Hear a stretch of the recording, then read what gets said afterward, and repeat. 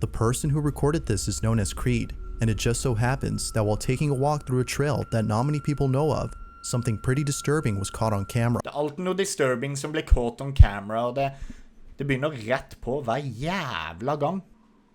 Jeg skjønner ikke hvorfor jeg vil bli forstyrret, for det her forstyrrer meg faktisk noe inn I det helvete. It was sometime in the afternoon when this incident took place. Creed had just started hiking only an hour ago, but for some unknown reason that still haunts him to this day, the woods, all of a sudden, went quiet. Creed immediately sensed that something wasn't right. Faen, noe sykt det å hete Creed. He sees a bunny crossing the trail right in front of him when it suddenly stops dead in its tracks. Feeling baffled and a bit scared, he takes out his phone and captures this. Feeling baffled and a bit scared, he takes out his phone and captures this. Hey! Shit, det bladet der.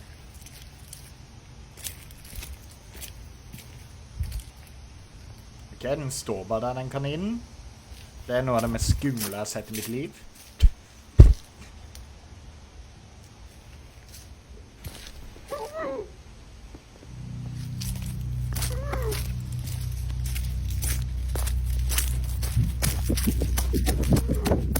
Jeg hadde også begynt å løpe. Hva faen var det? Det hørtes ut som det kom fra bak kamera da, eller så møtte han bare på den der maurmannen. Ding, ding, ding, saftig, Kevin.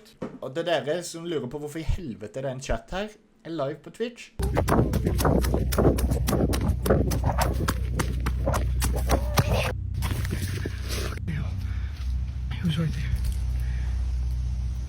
Var det kaninen som stønnet? Ok, hva tror dere det var?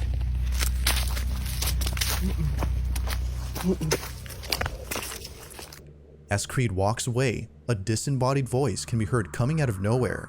And if you listen closely, you can make out what sounds like someone saying "help me" in a muffled voice. Ok, den personen bindt fast inn I skogen der. Fy til helvete, tenk da. At den personen har ligget her I ukesvis, og endelig kommer det noen. Og I det han sier hjelp meg, så løper den eneste personen som har vært der. Perhaps this might have been the reason why the bunny froze in its tracks. It was sensing danger nearby. Jeg vet ikke. Jeg tror det en person This som har is why you should never open the door to anyone or anything at night without knowing for sure who or what it is. Hvorfor skal folk bli forklart at de ikke skal åpne døra til hvem som helst midt på natta? A single mother named Lupus and her 3 children had caught footage of something very strange that appeared at their front door. They had just woken up from a deep sleep when suddenly they captured this. Now, prior to this incident, the family had been experiencing unusual activity at home. They believe that the reason strange things have been happening to them is because they live in an area where a lot of witchcraft is done. Sometimes, the family would spot shadowy figures lurking around their house as if someone or something was observing them. The family wakes up after hearing what sounds like a cat meowing at their front door. ¿Quién eres?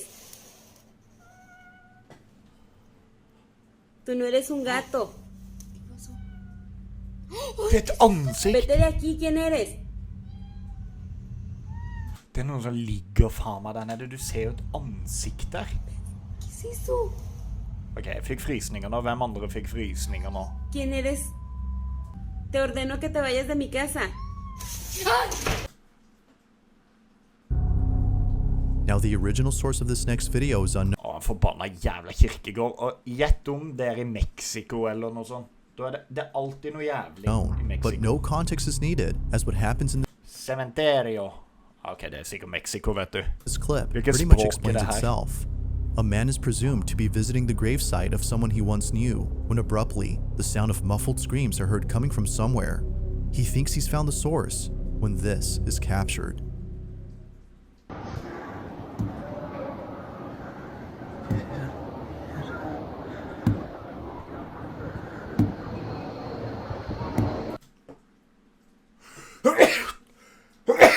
Noen som fanget inn I deg? Tenk å bli begravd levende.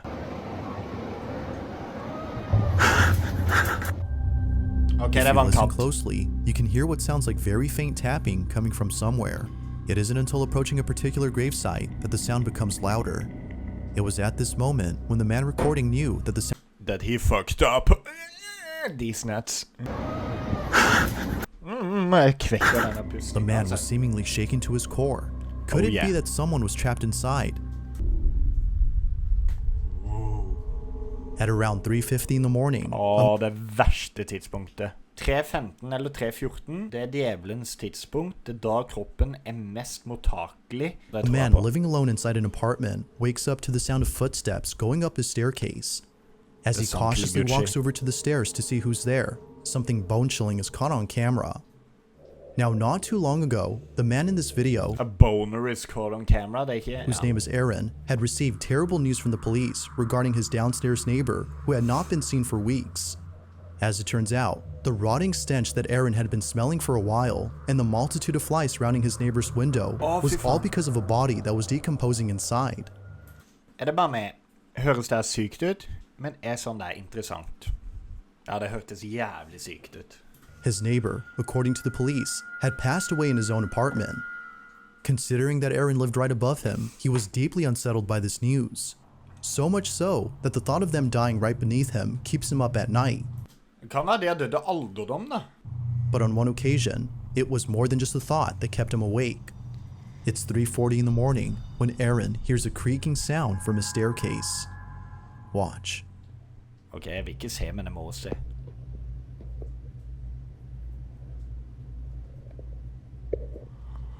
Så det sånn gjerde at du kan ikke se hva som går i trappa heller.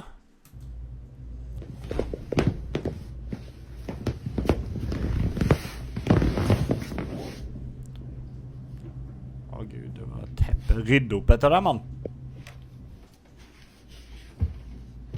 Jeg trodde det satt noen der. Helvete.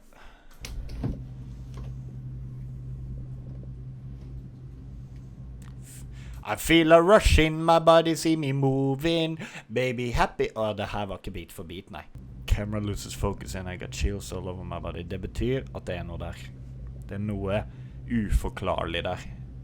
It feels so heavy and I feel the presence of someone near me.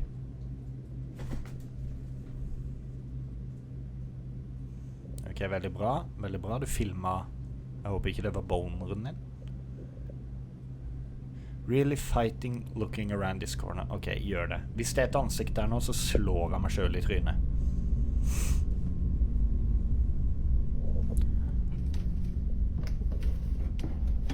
Here.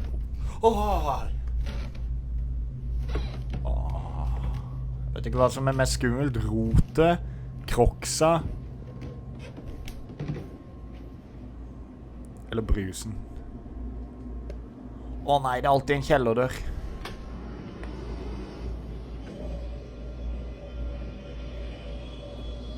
Gud da med, det her ikke bra. Det kan være det Harry Potter eller Dobby som der inne da. For han bodde jo en sånn liten luke under trappa. Au!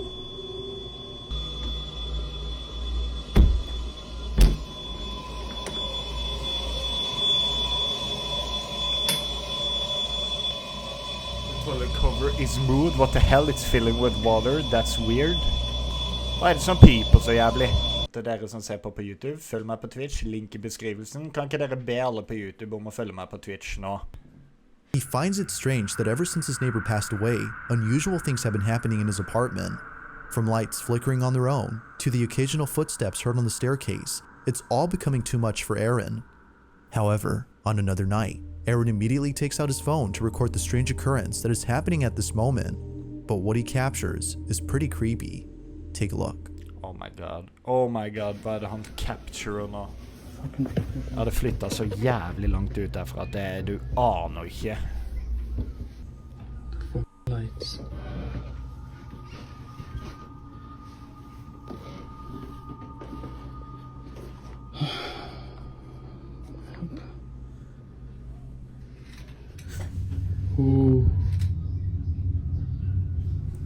Det kan være en kakelakk, altså. Not gonna run. Ok, løp. Oh shit! Bruv. Feeling helpless, he found it necessary to take the advice of one of his viewers as a last resort. According to them, by burning a stick of Dæven, det en stor joint. By burning a stick of sage and using an egg, his home would be cleansed of whatever it might be that's haunting him. Et egg? Og sage? Not sure what to expect, Aaron does exactly that. But little did he know that this was not the best idea. Take a look. Ok, skal han bare kaste det i bakken da? Use what y'all said and put the Incredible gains. keeps going out. Okay, it's good. Okay. Hvor kan man kjøpe sånn der? If anything is here, you are not welcome. Ha mer innlevelse da.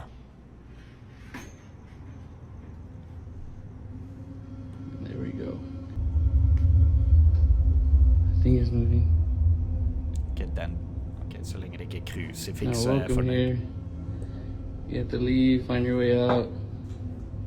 Siesta! Lik om du liker siesta. Strangest of all is when Aaron grabs the egg that he placed on the floor and cracks it open. Hopefully they have a bad spirit in here. Something.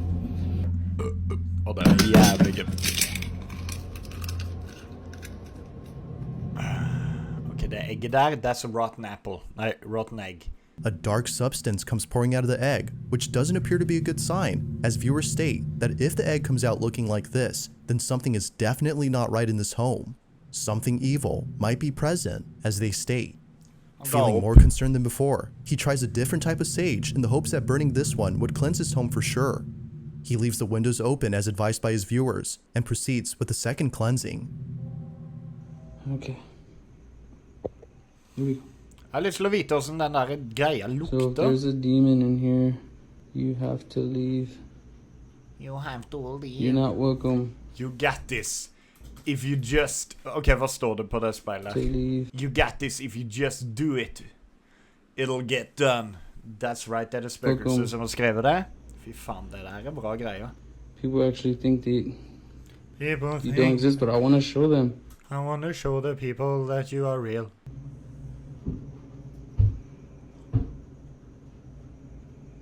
Åh, det er creepy som bare faen der. Okay. I'm okay. I'm kind of scared to go around this corner.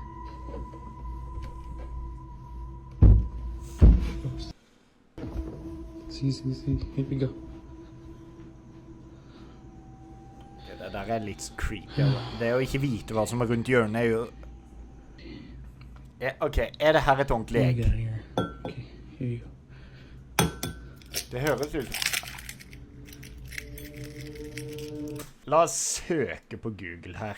If the boiled egg yolk is black from the outside, what is the black stuff in? Han har sprøytet farge inn i egget. Ja, visst faen kan han gjøre det. Hvorfor er jeg så dum, Matrice? Aaron was freaked out of his mind. Even his friends who came over to visit him were left baffled after seeing something very strange happen right before their eyes. So the TV turned off right now by itself. Kan jeg venner på besøk, ja? Ok, la oss se skuespillet deres. This has been happening too. The remote strangely moves on its own, like most things inside Aaron's apartment. It's worth noting that no strings can be seen around, and how it glides seems impossible to achieve Selvfølgelig kan man ikke se stringsa, for de prøver jo å gjemme det, with vel? someone pulling it from behind the phone. With no explanation to these occurrences, Aaron is certain that something supernatural is happening.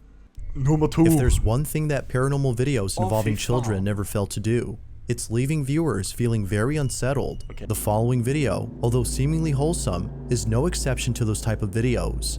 The footage itself was recorded by a mother who was playing with her son in bed.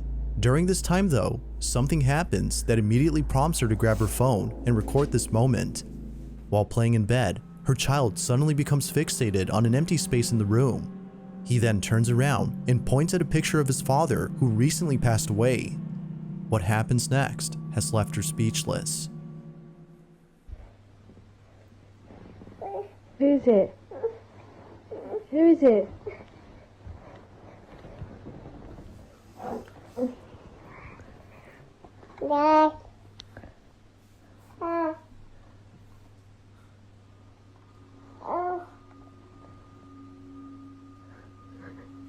Who's that? Who's up there? Who is it? Who is it?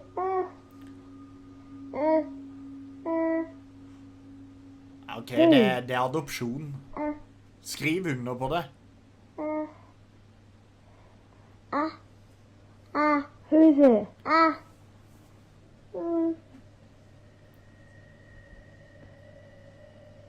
Ja, heng bildet på veggen der, mamma. Det er det han prøver å si. Siste nå. You might recall from previous videos about a woman named Lauren Combs who's been experiencing strange happenings in her house. Well, just recently, Lauren had posted some new footage regarding her unusual situation. Now, just as a recap, Lauren has had numerous occurrences happen at home that are thought to be paranormal in nature, from the doorbell going off on its own as though someone was ringing it, For I helvete ringer ikke folka her Lily Bendriss? to Lauren's hair being pulled by an unseen force. Things at home have not been normal since moving in. In a recent video, Lauren is on the porch talking to her boyfriend on the phone when this is captured. Røyker hun? Det hørtes godt ut.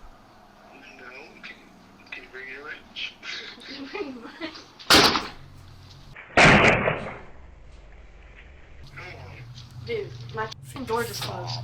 I just got locked out of my house. Haha, ta på det hundene. Yes, nobody's here. Ja, nå skvatt det. Luna! Calls out dogs, hva faen skal hundene gjøre? Sånn, nå er det åpent. Ruff, ruff, ruff, ruff, ruff, ruff. Det er kamera inne i huset, det her er jo basically LL35. Luna! Luna! Luna! Luna! Luna!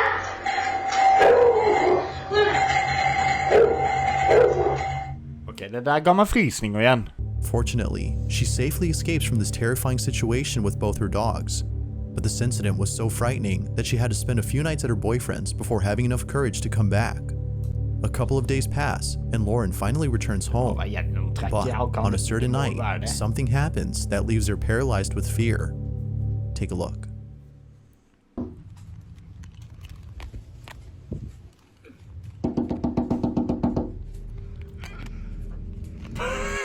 Trev den der chihuahua-jævlen og banka på vinduet. Luna, come here. Sit, sit, sit, sit.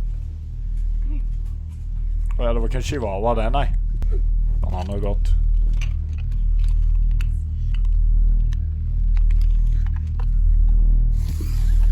Nei, er du steingal? Ok, det må være fake hvis du tør å gjøre sånn som det der.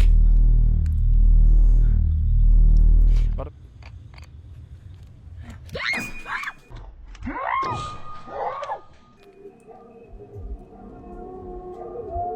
Faen, hva er det for noe?